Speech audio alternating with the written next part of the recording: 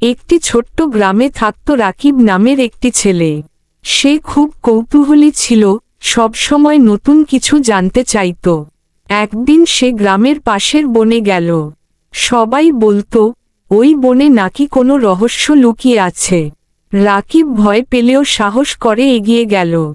বনের ভেতরে গিয়ে সে একটি পুরনো গাছ দেখতে পেল। গাছের নিচে একটি ছোট বাক্স দেখতে পেল। বাক্সটি খুলতেই ভেতরে একটি কাগজ দেখতে পেল। সেখানে লেখা ছিল, সত্যিকারের ধন হলো জ্ঞান আর সাহস। রাকিব বুঝতে পারল, এই বন কোনো ভয়ঙ্কর জায়গা নয়, বরং শেখার জায়গা। সে প্রতিদিন সেখানে যেতে শুরু করল, নতুন নতুন জিনিস শিখতে লাগল।